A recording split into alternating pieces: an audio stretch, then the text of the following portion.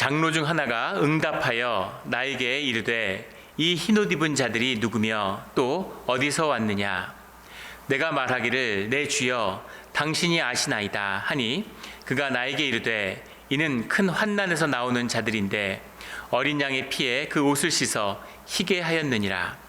그러므로 그들이 하나님의 보좌 앞에 있고 또 그의 성전에서 밤낮 하나님을 섬김에 보좌에 앉으신 이가 그들 위에 장막을 치시리니 그들이 다시는 줄이지도 아니하며 목마르지도 아니하고 해나 아무 뜨거운 기운에 상하지도 아니하리니 이는 보좌 가운데서 계신 어린 양이 그들의 목자가 되사 생명수샘으로 인도하시고 하나님께서 그들의 눈에서 모든 눈물을 씻어 주실 것임이라. 아멘.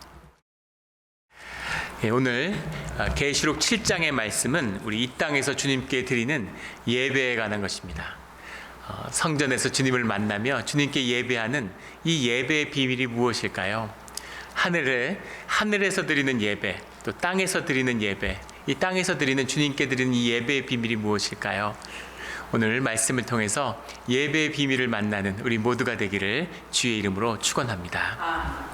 오늘 7장 1절부터 시작하는 말씀은 이 6봉인, 7봉인 중에서 6봉인이 풀어지고 이제 7번째 봉인이 풀어지는 그 사이에 있는, 그 사이에 그 역사의 비밀이 풀어지는 그 사이에 오는 평화에 대한 말씀입니다. 지금 4장 5장에서 하늘을 향한 하늘의 보좌의 예배가 드려지고 하늘의 영광을 어린 양을 통해서 마주하게 되는데 그 다음에 역사의 봉인이 열리게 되죠. 그래서 첫 번째 봉인부터 6번째 봉인이 열리는 그 말씀이 지난주에 나눴던 6장의 말씀입니다. 그런데 6장까지 나눴던 6개의 봉인이 풀어진 다음에 7번째 봉인이 풀어지기 전에 그 6번째 봉인과 7번째 봉인 사이에 그런 평화의 때, 잠시 평화의 시기가 임한다라는 것이죠. 오늘 1절 말씀해 보면 이일 후에 내가 내 천사가 땅 내 모퉁이에 선 것을 보니 땅의 사방에 바람이 붙잡아 바람으로 하여금 땅에나 바다에나 각종 나무에 불지 못하게 하더라. 6번째 봉인이 풀리고 큰 바람이 일어서 세상에 큰 재난이 임했는데 이제 그 내 모퉁이에 서 있는 천사들에게 사방에 바람을 붙잡아서 바람이 각종 나무에 불지 못하게 하더라. 그러니까 주님이 그 재난을 잠시 멈춘 것입니다. 그 재난을 멈춘 이유는 오늘 말씀에 나오는 2절에 또 보면 다른 천사가 살아계신 하나님의 인을 가지고 해 돋는 데로부터 올라와서 땅과 바다를 해롭게 할 권세를 받은 내 천사를 향하여 큰 소리로 외쳐 또 다른 천사들이 이 평화의 시기가 온 바람이 멈춘 이유를 말씀하고 있는 거죠. 3절에 이르되 우리가 우리 하나님 종들의 이마에 인치기까지 땅이나 바다나 나무들을 해치지 말라. 그래서 주님의 인침을 받은 주의 자녀들, 하나님의 종, 주의 자녀, 주의 것이라는 거죠. 이 인을 친다라는 것, 도장을 찍는다, 낙인을 찍는다는 건 이 고대 시대는 아주 익숙한 것이었을 겁니다. 이 시대에는 노예가 있으면 노예의 어깨나 아니면 이마에다가 그 주인의 이름을 새겼다 그러죠. 인을 찍는 겁니다. 군대에서도 군인들이 노예는 아니지만 군대 지휘관의 인을 이마나 가슴에 찍었다 그래요. 그래서 그 소속을 밝히는 거죠.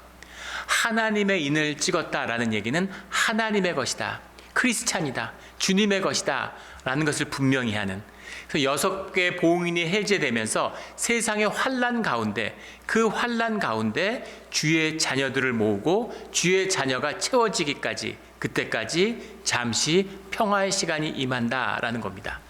그래서 그 예배, 하늘 보좌의 예배, 순교자들의 예배가 하늘에서 드려진 것처럼 이 땅 위에 주님을 부르심을 받은, 주님의 인치심을 받은 자들이 회복되어서 땅에서 주님께 예배드리는 그 일들이 벌어지게 된다라는 거죠. 이것이 7번째 봉인이 열리기 전에 땅에서 이루어지는 일입니다. 4절에 보면 각 지파 중에서 인침을 받은 자들이 14만 4천이니 그 땅 가운데서 주님의 구원을 받고 주님의 부름을 받은, 주님의 인치심을 받고 환난 가운데 믿음을 지켜낸 자들이 14만 4천이 된다라는 겁니다. 14만 4천에 대한 5절부터 9절까지의 말씀이 나오는데 12지파에서 한 지파마다 12,000명씩 부름을 받았다는 거죠. 12지파다 하는 12이라는 숫자는 성경에서 중요한 숫자죠. 3이라는 숫자는 하나님의 질서의 완성입니다. 4라는 숫자는 땅의 질서의 완성이죠. 그래서 3과 4가 만나는 12라는 숫자는 땅의 질서와 하늘의 질서가 완성된 하나가 되었다라는 의미가 들어있습니다. 그리고 1000이라고 하는 것은 10이라는 숫자가 땅의 풍성함, 땅의 숫자가 많은 것을 의미하는데 10이 세 개가 모인 것, 이것이 1000이죠. 1000이라는 숫자는 땅의 풍성함의 완성을 의미하는 겁니다. 그래서 12지파에서 1000명씩 12000이라는 숫자는 땅의 숫자가 하늘의 뜻에 따라 다 찼다는 거죠. 그런데 12000이 12지파가 더해졌으니까 14만 4천이 되는 거죠. 그런데 여기 12지파의 이름이 5절부터 나오는데 왜 유다지파가 먼저 나왔을까? 왜 단지파가 빠졌을까? 왜 므낫세는 들어있는데 에브라임 지파는 빠졌을까? 전통적으로 레위지파는 12지파가 아닌데 왜 레위지파가 들어갔을까에 대한 수많은 논란이 있습니다. 근데 그것을 우리가 일일 묵상으로 요한계시록을 나눌 때 자세하게 나누었어요. 그래서 기억이 잘 안 나시는 분은 찾아가서 한번 다시 들어보시면 잘 나와 있습니다. 그런데 그 모든 것을 정리한 14만 4천의 뜻이 무엇이냐라는 것을 한마디로 정리한다면 9절에 나오는 내가 보니 각 나라와 족속과 백성과 방언에서 아무도 능히 셀 수 없는 큰 무리가 나와 아무도 셀 수 없는 큰 무리가 14만 4천이죠. 소수의 부름을 받은 구별된 소수의 사람이 아니라 그 수가 셀 수 없는 무리, 주님의 구속의 보편성입니다. 주님이 그 구원받은 자들, 주님의 인치심을 받은 자들이 충분히 세워질 때까지, 주님의 자녀들이 구원의 자리로 충분히 나올 때까지, 그때까지 주님이 이 평화의 시기를 허락해 주신다는 거죠. 그래서 환난 가운데 다 쓸려가지 않고 이 6봉인이 끝난 다음에 주님의 예배가 땅 위에서 드려진다라는 겁니다. 이것이 이 환난이 잠시 멈추는 비밀이죠. 역사상 5번의 지구의 역사에서 5번의 대멸종이 있었다고 그러죠. Great Extinct. 그래서 페름기 대멸종, 무슨 오도로스기 대멸종, 이런 여러 가지 멸종들이 있죠. 자연사에 보면. 그런데 그 멸종들을 가만히 들여다보면 자연의 섭리 가운데 살아가고 있는 생물들이 무슨 문제가 있어서 그렇게 갑자기 대멸종이 일어났겠습니까? 자연의 격변이죠. 환란이 일어나는 겁니다. 오늘 우리가 지구온난화의 문제를 해결하기 위해서 각국들이 아주 열심히 노력하고 있어요. 그래서 탄소도 줄이고 석탄도 줄이고 전기자동차로 바꾸고, 그래서 앞으로 30년 안에 0.5도를 낮추지 않으면 인류가 쉽지 않다, 이런 도전에 직면해 있는 겁니다. 그런데 사람들이 열심히 하면, 사람들이 열심히 그런 탄소 감축 운동을 하면 기후를 조절하고 인간이 영속해서 이 인간의 문명을 지탱할 수 있을까요? 턱도 없는 소리죠. 인간의 문명이라고 하는 것은 불과 7만 년 전에도 인도네시아에 화산이 터져서 세 자릿수로 줄었던 그런 적이 있다는 겁니다. 인간이 거의 멸종 직전까지 갔던 적도 있었고, 그리고 인간의 빙하기 중에서도 그 잠깐 있었던 간빙기가 13,000년부터 6,000년 전까지, 그때까지 계속 빙하기가 녹아내렸죠. 그래서 지난 6,000년 동안 이게 이해할 수 없는 아주 온난하고 따뜻한 기온이 지금 유지되고 있는 겁니다. 그래서 문명이 꽃을 피운 거죠. 13,000년 전에도 문명이 나타났는데 괴데클리, 테페 이런 문명들이 지금 유적들이 아나톨리아 지방에서 발굴되고 있죠. 그런데 문제는 뭐냐면 계속 빙하기에 눈이 녹아내리는 거예요. 그래서 그것이 안정이 된 게 6,000년 전이었다는 겁니다. 그래서 그 사이에 수많은 크고 작은 문명들이 다 홍수로 씻겨간 거죠. 동서를 막론하고 어디나 홍수 신화가 있고 사람들이 그 물로 멸망한 것에 대한 공포를 가지고 있는 이유는 바로 이 끝나지 않았던 이 간빙기, 빙하기의 때 때문이다, 이렇게들 과학자들은 이야기를 합니다. 그런데 자연이 조금만 그 요동을 쳐도, 지구의 평균 온도가 2도만 움직여도 지구의 대부분의 생물들은 멸종을 한다는 것이죠. 우리 인간의 삶, 인간이 뭘 아무리 열심히 노력하고 뭘 준비해도 주님이 움직이시는 이 역사의 섭리가 요동치면 그 환난 가운데 살아남을 자가 없다는 것이죠. 그런데 주님은 살아남은 자, 주님의 인치심을 받은 자들이 땅 위에서 주님께 예배하는 모습을 기다리신다는 거예요. 환난과 고난을 통해서 그 예배의 자리를 회복하신다는 겁니다. 이것이 이 역사의 섭리 가운데 숨겨진 이 고난과 환난의 중요한 비밀이라는 거죠. 그래서 11절에 가면 하나님께 경배하고 12절에 감사와 존귀와 권능의 힘이 우리 하나님께 세세토록 있을지어다. 14절에 환난에서 나오는 자들인데 어린 양의 피에 그 옷을 씻어 희게 한 사람들이다. 어린 양의 보좌, 그 예배의 영광을 어린 양을 통해 만났기 때문에 어린 양의 보혈로 죄사함을 받은 자들, 그 자들이 주님의 예배자가 되어서 주님께 예배를 드린다는 것이죠. 그런데 문제는 무엇이냐면 어차피 6번째 봉인이 끝나고 7번째 환난의 봉인이 열릴 거라는 겁니다. 그리고 7봉인이 다 열리고 나면 7 나팔의 재앙이 기다리고 있어요. 7 나팔의 재앙 가운데는 7 대접에 더 가혹한 심판이 들어 있습니다. 끝없는 심판이 있고 끝없는 환난으로 결국은 역사가 종말을 고하게 되는데 왜 주님은 이 6봉인이 끝난 이 시기에 평화를 허락하시고 주님을 향한 예배를 회복시키시는가라는 거죠. 이것이 우리가 지난주에 나눴던 주님이 교회를 이루시는 비밀입니다. 교회를 이루기를 원하고 그 수가 채워지기를 원하고 교회 가운데 주님께 예배하는 자리가 이 땅에 성전 가운데 이루어지면 주님이 장막으로 그들을 매일 덮으시겠다는 거죠.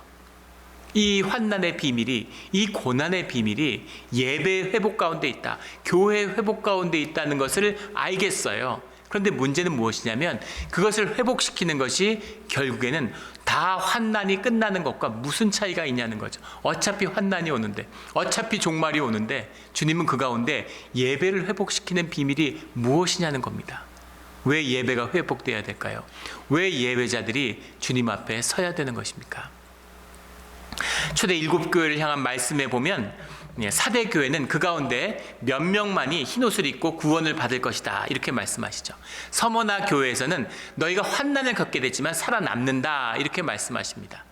그런데 빌라델비아 교회는 아예 그 환난을 겪지 않을 거라고, 환난 가운데 주님이 지켜주실 것이라고 약속하셨죠. 우리 빌라델비아와 같은 몬트레 영락교회가 되기를 주의 이름으로 축원합니다. 그런데 왜 누구는 환난을 겪고 왜 누구는 환난을 피하고 누구는 그 가운데 일부만 살아남을 수 있을까? 도대체 주님이 이 예배와 신앙의 삶을 통해서 그의 자녀들을 통해서 주님이 구하시는 게 무언가라는 거죠. 주님이 구하시는 게 뭘까요? 어차피 역사는 종말을 구하는데, 그런데 역사를 완성시키기 위한 예배가 아니라 그 예배라고 하는 것은 주님 안에서 목적이지만 동시에 과정이라는 거죠. 주님이 예배를 받으시는, 예배자를 세우시는 주님의 뜻이 이 예배 가운데 있다는 겁니다. 근데 그 뜻이 뭘까요? 그 뜻이 무엇인가 하는 것이 오늘 우리에게 주어진 말씀의 도전입니다. 최근에 한 영화를 보게 됐는데 그 영화의 제목이 홀리 스파이더라는 영화입니다. 성스러운 거미라는 이름으로 우리나라에서 개봉이 됐는데 2022년도 칸네 영화제에서 여우 주연상을 받았고 이런 개막식의 초청작이기도 했죠. 그리고 유럽 아카데미상에서 작품상, 여우 주연상, 감독상, 각본상을 휩쓸었어요. 그런데 이 영화는 스웨덴 영화입니다. 근데 감독도 이란 사람이고 스태프들도 다 이란 사람이죠. 이란의 이야기를 스웨덴에서 만들었어요. 이 홀리 스파이더라는 이 영화는 2001년에 있었던 마슈아드라고 하는 이 시아파 근본주의의 성지에서 벌어졌던 한 사건, 살인 사건의 이야기를 다루고 있는 겁니다. 그리고 똑같은 사건을 다룬 또 다른 다큐멘터리 영화가 있는데 거미 살인이라는 이름으로 한국에 소개가 됐던 작품입니다. And Along Came a Spider, 이런 말이에요. Along Came a Spider, 거미와 함께, 이 정도 되겠죠. 유튜브 같은 데 찍어보시면 금방 찾아서 영화를 보실 수 있습니다. 근데 이 영화는 다큐멘터리 영화인데 똑같은 마슈아드에서의 사건을 기록한 그런 영화입니다. 이 성스러운 거미라고 하는 홀리 스파이더라는 영화가 시작되는데 그 영화는 그 사건을 추적한 한 기자의 눈을 통해서 보여주는 것이죠. 근데 영화가 시작되면 한 여인이 집을 나서요. 이란 이라크 전쟁이 끝나고 100만이 넘는 사상자가 나왔습니다. 사망자 속에서 가족을 잃은 수많은 사람들이 있죠. 근데 그 한 여인이 남편이 없이 딸을 키우며 살아가는 여인이 밤이 돼서 일을 하러 나가려고 하는 거예요. 근데 딸한테 뭐라고 얘기하냐면, 딸한테 너가 깨어나기 전에 엄마가 돌아올 거야. 알지? 이렇게 얘기하는 거죠. 그래서 걱정하지 말고 잘 자. 중간에 깨서 엄마가 없더라도 놀라고 할 거나 무서워하지 마. 아침에 네가 일어나기 전에는 엄마가 돌아올 거야. 이렇게 얘기하는 거죠. 그리고 길을 나선 이 일한 여인은 히잡에서 앞머리를 좀 꺼내고 뒷머리를 좀 꺼내서 헤어스타일을 가다듬는 겁니다. 그리고 밤일을 하러 나서는 거죠. 몸을 팔아서 매매춘으로 먹고 살고 있는 겁니다. 밤에 여러 손님을 받는데 그 손님들마다 엄청난 학대를 받아요. 이슬람에서 부정한 여인, 돌로 쳐서 죽여도 이상할 것이 없는 그 매춘녀를 인격적으로 대접해주는 사람은 아무도 없죠. 계속 학대를 받는데 그 학대를 받는 그 길을 나서는 마음이 무거운 거죠. 그래서 이 여인이 이맘 레자라고 하는 이 마슈하드가 배출한 성인의 성전에 가서 그 이맘 레자에게 기도를 합니다. 오늘 밤도 무사히 저를 지켜달라고, 오늘도 잘 저를 지켜달라고 기도를 하고 이제 떠나게 되는 거죠. 근데 마지막 손님을 받게 되는데, 마지막 손님이 오토바이를 타고 가는 중년 남성인데 그 남자의 오토바이를 얻어 타고 길을 떠나는 겁니다. 근데 그 남자가 그날의 마지막 손님이었고 또 이 여인의 일생의 마지막 손님이 된 거죠. 이 여인은 행방불명됐다가 나중에 시체로 발견이 됩니다. 시체로 발견되는데 이 여인뿐만 아니라 16명의 이 여인들이 계속해서 연쇄살인의 시체로 발견하게 돼요. 근데 이 여인들의 특징은 다 히잡이라고 하는 머리에 쓰는 것으로 목을 조른 상태에서 질식사를 했고, 그 다음에 온 몸을 차도르로 감았습니다. 차도르로 몸을 감으니까 마치 거미가 그 거미줄에 걸린 이 곤충들을 거미줄을 층층층 감는 것처럼 그렇게 보여서 그걸 스파이더라고, 그 시리얼 킬러를 스파이더라고 부르게 된 거죠. 그런데 이 차도르라고 하는 것은 나의 죄된 몸, 나의 깨끗하지 못한 몸을 신으로부터 가리우고 또 세상의 죄를 향해서 주님이 나를 보호한다는 의미가 들어있죠. 그런데 그 차도를 가져다가 사람을 죽인 시체를 덮는, 자기의 죄를 감추는 그런 것으로 써먹었다는 겁니다. 비상한 관심을 받을 수밖에 없죠. 이 16명의 여인들을 차례로 죽인 연쇄살인마의 이름은 사이드 하네이라는 중년의 남자였습니다. 사이드 하네이는 이라크 전에 참전 용사였는데 이 사람도 가족을 잃었어요. 그리고 상위 군인이 돼서 집으로 돌아온 겁니다. 혼자서 3명의 아이를 키우고 있습니다. 이 사람이 붙들린 다음에 재판에 회부됐는데, 재판에 회부되면서 이상한 분위기가 돌기 시작하죠. 이 남자가 그냥 사람을 죽인 그런 게 아니라 지하드를 했다, 성전을 버린 하나님의 사람이다, 알라의 사람이다, 이렇게 사람들이 주장하기 시작한 겁니다. 그 영향을 받았는지 본인도 그 거미살인이라는 다큐멘터리에 보면 너무나 담담하게, 아주 근엄하게 자기가 여인들을 어떻게 죽였는지, 왜 죽였는지에 대해서 이야기합니다. 그래서 이슬람 근본주의자들이 이 사람을 영웅화시켜요. 종교 경찰이 해야 될 일을, 그 사회 율법이 해야 될 일을, 사회가 타락해서 하지 못하던 것을 알라의 이름으로 정화한, 그것으로 징계한 하나님이 보낸 사람이다. 그래서 이 사람을 굉장히 영웅시하게 됩니다. 막 떠받드는 거죠. 이 영화에서 가슴 아픈 건 마지막에 그 자식이 나오는데 어린 아들이 아버지를 자랑스럽게 얘기하는 거죠. 아버지가 사람을 어떻게 죽였는지를 인터뷰하면서 똑같이 보여줬는데 그걸 똑같이 흉내내요. 자기 여동생을 데려다가. 무슨 짓을 하는지도 모르죠. 근데 아버지를 사랑하지 않는 아들은 없다, 이런 말이 있죠.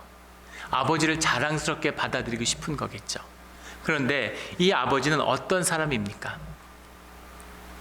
사회심리학자들은 좌절한 중년의 남성, 사회에서 짓밟히고 약자가 돼서 자기의 남성성을 확인할 수 있는 방법이 가장 연약하고 약한 사람들에게 폭력을 행사해서 자기의 남성을 확인하려고 하는 가장 비열한 형태의 인간이다, 이렇게 비난합니다.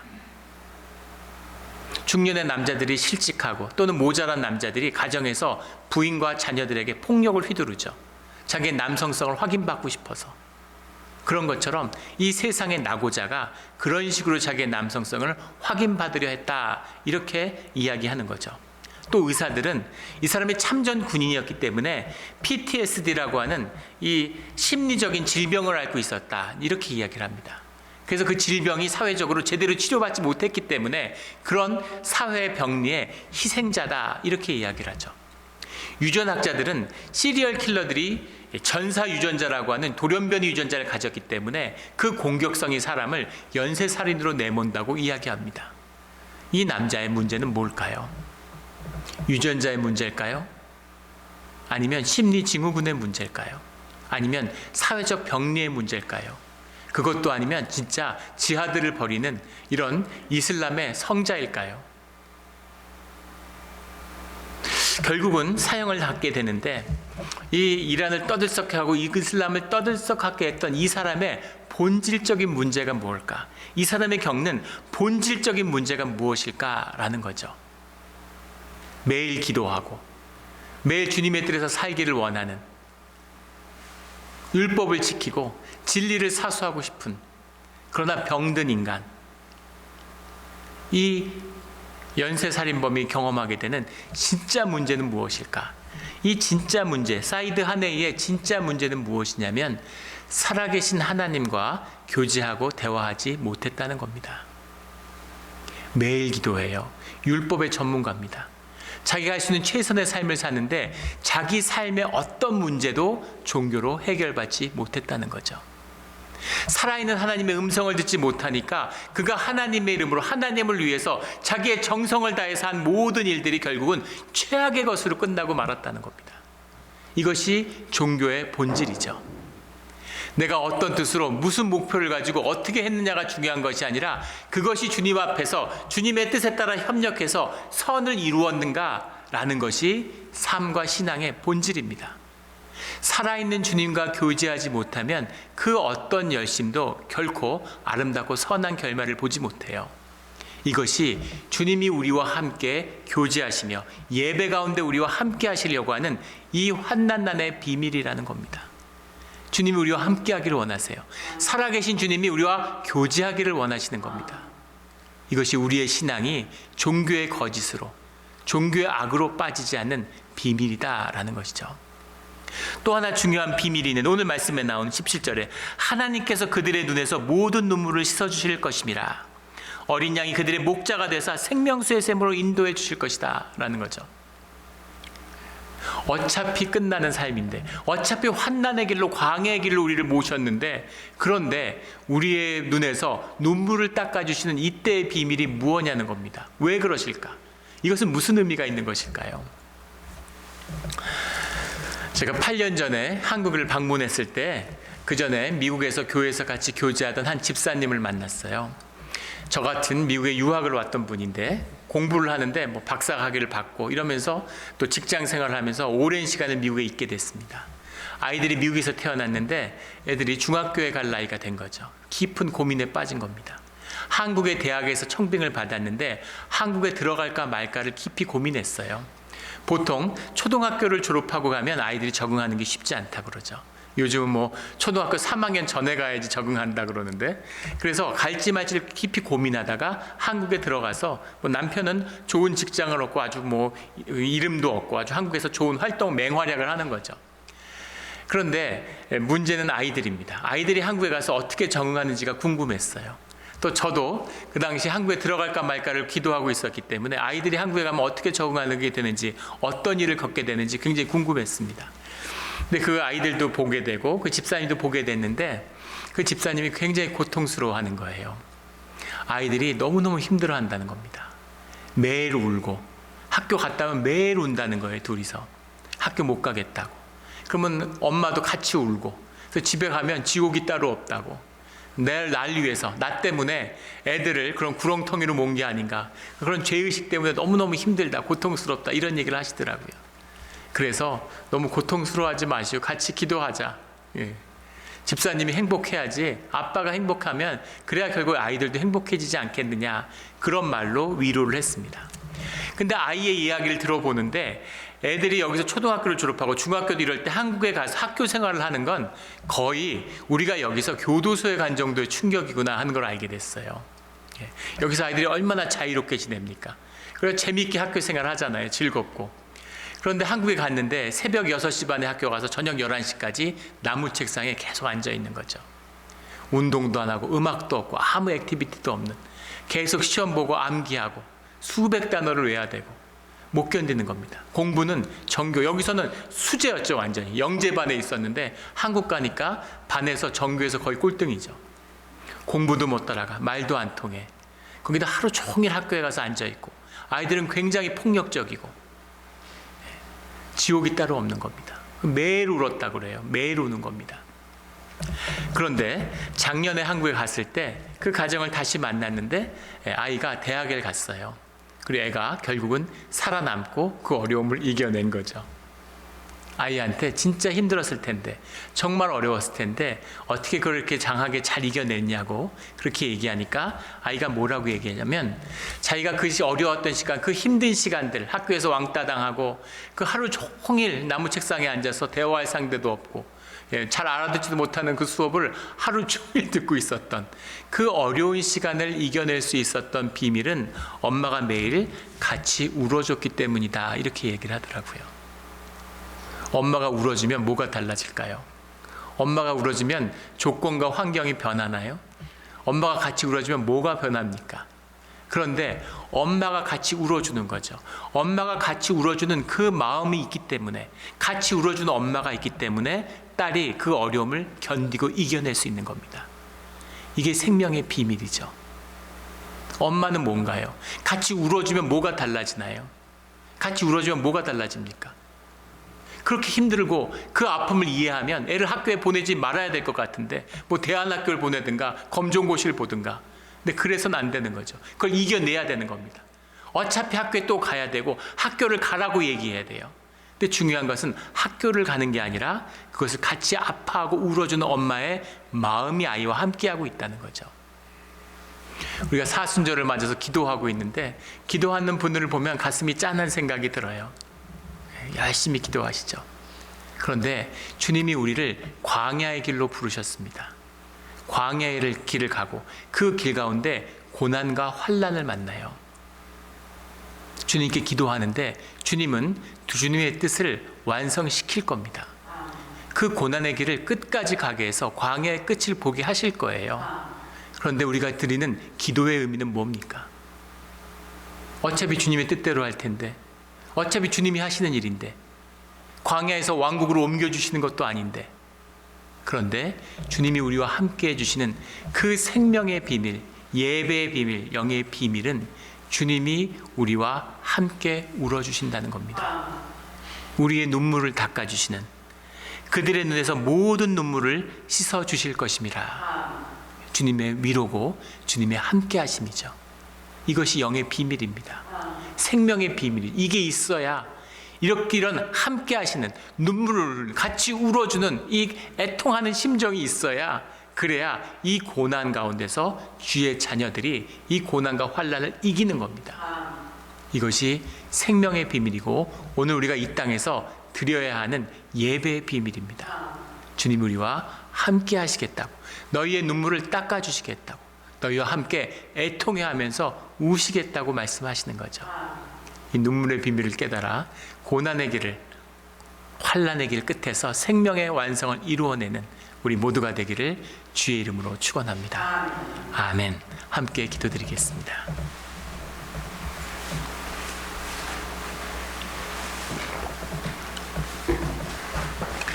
하나님 아버지 감사합니다. 우리가 세상의 진실과 마주할수록 세상의 본질은 깊은 아픔과 환난이라는 것을 보게 됩니다. 또 악이 흥황하고 우리가 육신의 안일함 속에서 살아가는데, 우리가 주 안에서 만난 삶의 진실은, 생명의 진실은 우리가 그것들과 싸워 이길 수 없고 우리 가운데 주님의 의를 이룰 수 없다는 것이었습니다. 주님, 오직 주님이 우리와 함께 하실 때만이, 주님이 이루어 주실 때만이 우리의 삶 가운데 소망이 있음을, 우리의 삶에 능력이 있음을 이제는 압니다.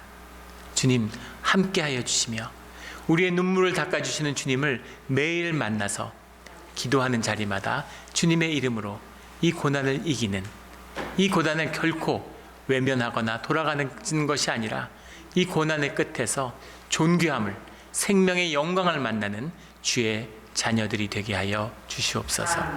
감사하며 예수 그리스도 이름으로 기도드렸습니다. 아멘.